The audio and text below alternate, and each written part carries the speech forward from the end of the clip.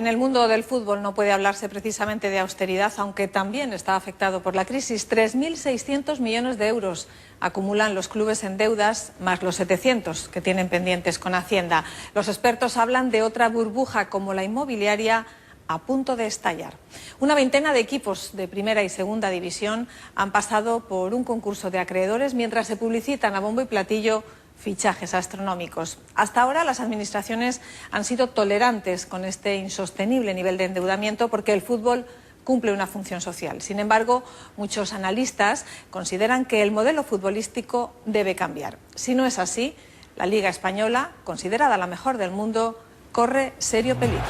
Que el fútbol es más que un deporte lo demuestra la Comisión Europea abriendo expedientes a 7 equipos españoles, con el Madrid y el Barça entre ellos. Por este lado, se ha puesto el grito en el cielo, como si fuera un atentado a la dignidad nacional. No faltando quien lo atribuya a envidia e interés en arrebatar a nuestros clubes y selección el liderato que ostentan a nivel continental y mundial. O sea que, si Cervantes escribiese hoy el Quijote, haría decir al caballero de la triste figura, al entrar en Tomelloso: con el campo de fútbol hemos topado, Sancho. Completa el cuadro que se haya involucrado al comisario europeo de la competencia, por presunta parcialidad en el caso, a uno de los jugadores más famosos, en presuntas connivencias con los cárteles de la droga, al presidente de uno de los clubes más victoriosos, por presunta distracción de millones de euros, a otro con iguales victorias, por presunto pelotazo, nunca mejor dicho, urbanístico, y tendrán un panorama muy poco deportivo y aún menos edificante. La culpa está muy repartida. Desde los gobiernos a los aficionados, con todo lo que hay en medio. Hemos creado un auténtico monstruo. Y una burbuja, que nada tiene que envidiar a la inmobiliaria que, como explote, nos envía a Marte sin cohete ni escafandra. Nadie sabe cómo se pagan unos traspasos astronómicos por jugadores que luego se pasan la temporada en el banquillo. Las directivas de los clubes son una jungla con toda clase de fieras. Los agujeros de sus finanzas solo son superados por los de los partidos políticos. Las batallas en las gradas sobrepasan las libradas en el césped. Los árbitros pitan penaltis que no son y pasan por alto los que son. El presidente de la Federación Internacional ridiculiza a uno de los mejores jugadores ridiculizándose de paso a sí mismo, y para completar el espectáculo. Jugadores de las más distintas procedencias se han convertido en algo así como la esencia de comunidades donde solo están de paso. Para que luego presumamos de seres racionales. En cualquier caso, el fútbol está tan endeudado, desquiciado, hinchado y manejado por personajes tan poco recomendables como el resto de las instituciones de nuestro tiempo, incluidos los estados, la Comunidad Europea, el Tribunal de Estrasburgo, la ONU o la OPEC. Los clubes profesionales de fútbol adeudan a la agencia tributaria 752 millones de euros a fecha de 1 de enero de 2012, según los datos facilitados por el gobierno en respuesta escrita a una pregunta de la portavoz de Izquierda Unida, IU, en la Comisión de Educación y Deporte del Congreso, Caridad García. Según IU, el gobierno subdivide la cifra de 752 millones en 3 categorías y señala que los de primera división mantienen una deuda de 489.930.880,80 euros, los de segunda A, de 184.180.499,29 euros, y los equipos a los que se engloba bajo la categoría de no quinielas, deben a Hacienda 78.185.978,49 euros. La respuesta del Ejecutivo es consecuencia de la pregunta parlamentaria registrada el 18 de enero pasado por Caridad García, en la que la diputada preguntaba ¿a cuánto asciende la deuda agregada de los clubes de fútbol profesionales, gestionada por la agencia tributaria, a fecha 1 de enero de 2012? IU aseguró en un comunicado que en poco menos de 4 años la deuda de estas entidades con la hacienda pública ha subido en casi 150 millones, en concreto 144.939.874,57 euros, ya que al comienzo de la legislatura pasada su diputado Gaspar Llamazares ya preguntó por estas cifras al anterior gobierno, que las cifró en 607.357.484,01 euros, a 30 de abril de 2008. Aquí no queda reflejado todo el dinero que los clubes profesionales de fútbol deben a la Administración General del Estado, ya que a las deudas con la agencia tributaria hay que sumar las existentes con la Seguridad Social y el gobierno nunca ha facilitado estos últimos datos. A la liga no le salen las cuentas. Según datos facilitados por el gobierno, la deuda de los clubes de fútbol españoles supera ya los 750 millones de euros. Unos números que no han dejado de crecer en este último año, 2012. Sin que los equipos sufran graves castigos deportivos. La cuestión es que los números rojos, hasta ahora, no han sido perseguidos en España. Cuando el Glasgow Rangers se acogió al concurso de acreedores vio cómo le restaban 10 puntos en la clasificación de la Liga Escocesa. Un castigo a la mala gestión. Además, si su situación no se resuelve antes del 31 de marzo, el club tampoco podrá acudir a las competiciones europeas. Otros 10 puntos de sanción ahogan al Portsmouth en el fondo de la segunda división inglesa. El club, que ya fue castigado sin fichar en 2009, está al borde de la desaparición. Tampoco es mejor la situación en Suiza. El Servette se encuentra al borde de la bancarrota, el Sion ha sufrido una sanción de 36 puntos y el controvertido Neuchâtel Xamax ha sido expulsado de la competición. La historia en España es bien distinta. Los equipos de la máxima categoría del fútbol español deben a Hacienda 489 millones de euros según ha comunicado el gobierno. En total, la deuda con la agencia tributaria se sitúa en unos 752 millones, lo que supone un aumento de 150 millones en los últimos 4 años. A ello habría que sumarle, entre otras cosas, la deuda con la Seguridad Social. Un dineral que podría superar los 4.000 millones de euros.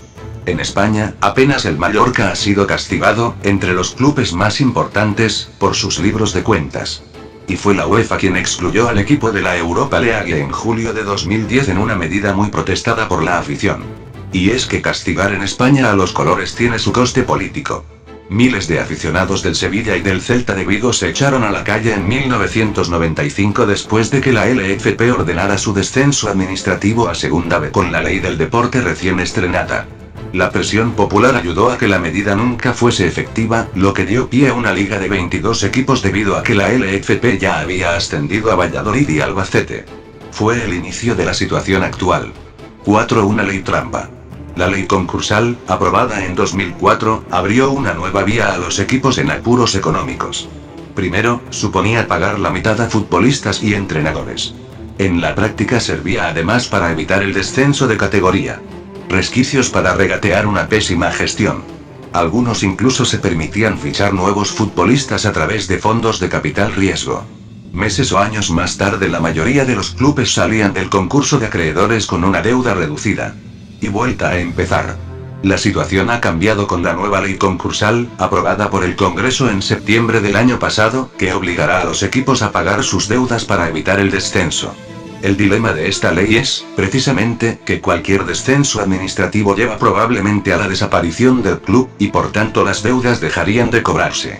Ante esa situación, Hacienda prefiere alcanzar acuerdos con los clubes para renegociar la deuda, en ocasiones con importantes quitas, y con menos garantías de pago de las exigibles. Eso ha denunciado, por ejemplo, el colectivo de técnicos del Ministerio de Hacienda, Gesta. Existen dos varas de medir de la agencia tributaria, una para las entidades futbolísticas y otra para el resto de los mortales. Nadie quiere pinchar la burbuja del fútbol. Mientras en la superficie, iluminados por los focos, los futbolistas dibujan filigranas, que los cronistas histéricos, ahitos de entusiasmo, proclaman como arte. En el subsuelo el fútbol español viene nutriéndose de anomalías financieras. Inconfesables o abusivas, gracias a las cuales, pueden pagarse 100 millones de euros por un jugador. Evitar una quiebra, o construir estadios marmóreos dignos de Caracalla. El estiércol que abona este mantillo se llama especulación inmobiliaria. Implica a los presidentes de los clubes, algunos extraídos del gremio de la construcción, a las autoridades locales, ayuntamientos, como agentes activos de la especulación, y a las autoridades estatales, como agentes pasivos especializados en mirar siempre hacia Cuenca. Cuando se incendia Segovia, o viceversa. Se cobran en frecuentar palcos el esfuerzo por no enterarse de nada. Es chocante que en una sociedad con las rentas salariales deprimidas se paguen fichajes superiores a los 20 millones. Lo chocante se convierte en obsceno cuando los silos de dinero proceden de los enjuagues de los clubes y las instituciones que asperjan dinero público. La liga más lustrosa del mundo, la española, opera graciosamente engrasada con operaciones especulativas o subvencionadas que en otros países con más decoro financiero se castigarían con dureza o los clubes no se atreverían a plantear. Véanse con brevedad algunas. 1. La subvención, directa o indirecta, de ayuntamientos, diputaciones y autonomías al equipo regional, con el pretexto de que representa la imagen del país y aparece el nombre del territorio serigrafiado en la camiseta. Pocas instituciones regionales se resignan a la quiebra de su equipo si pueden evitarlo con dinero público. 2. Permutas e intercambios de terrenos. Son legales, pero como casi siempre acaban mermando el patrimonio público, puede decirse que el 80% de las cerradas con el fútbol constituyen ayudas públicas encubiertas. Varios clubes de primera tienen pendiente un dictamen de Bruselas sobre permutas. 3. Especulación inmobiliaria en crudo y sin ambajes, por recalificación de terrenos rústicos, con plusvalías principescas, hasta el 2000%, que se apuntan en las cuentas del club y retribuyen a los municipios con dinero fácil. Así se han evitado quiebras y evitado descensos a segunda división. Así se ha contribuido a expoliar ayuntamientos endeudados. Y así se compite en Europa. Este es el fútbol real, el que permite fichajes estrambóticos o caprichosos, y el que no se dignan mirar los cronicones exultantes que transpiran entusiasmo ante cualquier jugada del idolillo pagado, al menos en parte, con la burbuja inmobiliaria. ¿Exageración? Quizá.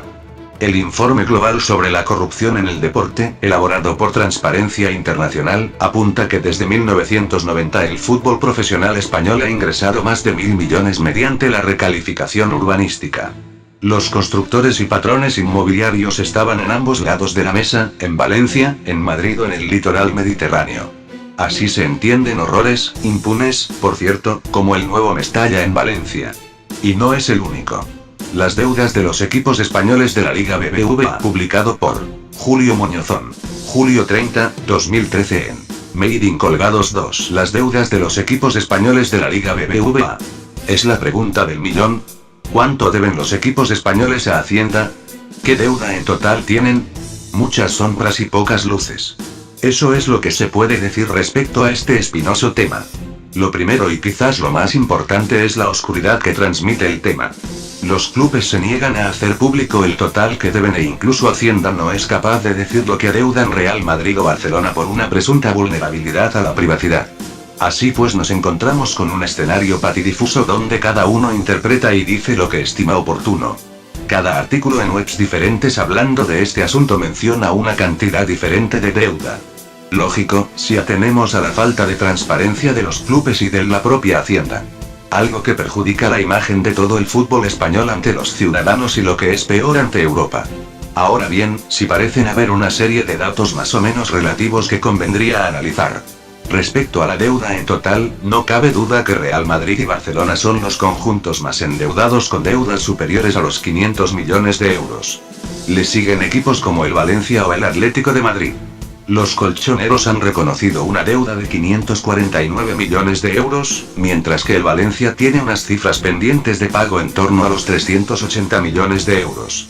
Ambos clubes no han podido acabar sus proyectos de estadios nuevos y apenas pueden fichar jugadores, siendo lógicamente equipos vendedores. Algo que choca con Real Madrid y Barcelona, que a pesar de sus cuentas pendientes fichan a golpe de talonario como si saneadas estuvieran del todo las cuentas. Diferentes actitudes y permisos que otorgan la Liga, las instituciones y la UEFA. Porque lejos de estos cuatro equipos, nadie puede pasarse lo más mínimo. De hacerlo, la UEFA y la propia Liga les sancionan muy duramente, incluso denegándoles jugar en Europa. Y todo ello pese a tener deudas menores, caso del Málaga, 37,5 millones, o Mallorca, 85,2, si bien en ambos casos por no poder pagar multimillonarios traspasos a otros clubes. En el caso del Levante, el propio presidente reconoció días atrás una deuda actual de 47 millones de euros.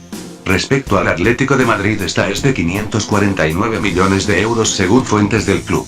En ese sentido, parece que nadie compite en igualdad. Villarreal y Sevilla venden desesperadamente por no endeudarse más de la cuenta y se ven que compiten en desigualdad de oportunidades respecto a conjuntos que se adeudan y no les pasa nada. Algo parecido a lo que le pasa al Levante, cuyo plan de viabilidad le está haciendo ser un modelo de gestión en las últimas temporadas. Por supuesto estas deudas, donde el Zaragoza estaría en capítulo aparte, también hay un apartado especial para Hacienda. Y es que a la agencia recaudatoria le fallan las cuentas en parte por la lamentable situación que viven los clubes de primera y segunda división. El Atlético de Madrid es el equipo que más debe a Hacienda. Madrid y Barcelona ofrecen oscurantismo total. Aquí, el Atlético de Madrid computa una deuda de 120 millones de euros, seguida de los 90 del Deportivo y los 35 del Real Betis. Lo peor es que la propia Hacienda se niega a revelar las deudas de Madrid y Barcelona habida cuenta del reducido número de clubes que no tienen la consideración de sociedad anónima deportiva. Se podría vulnerar la confidencialidad que impone el ordenamiento jurídico, al permitir la identificación indirecta de la deuda de algún club en concreto. Una decisión sorprendente aprovechando un resquicio legal pero que lejos de aportar claridad hace suponer aún mayor barullo a las cuentas de los dos más grandes, que presumiblemente tendrán jugosas deudas pendientes con el fisco. ¿Qué solución queda? Así pues, con este panorama la situación es dramática. En Segunda División B, existen muchos equipos al borde de la desaparición y en Primera habría que dar muchas explicaciones de que por qué equipos muy endeudados pueden fichar fichajes multimillonarios y otros no. Evidentemente el trato es desigual, las diferencias deportivas cada vez mayores. Incluso, se puede decir que Barcelona y Madrid juegan con ventaja respecto a otros rivales europeos, más acusados por sus haciendas estatales. La liga se resiente ante todo esto y lo que es peor, nadie hace nada por solucionarlo. Quizás, la que fue la mejor liga del mundo se esté quedando detrás de la Premier, de la Bundesliga, de la Ligue 1 francesa y hasta del Calcio. Los tiempos cambian.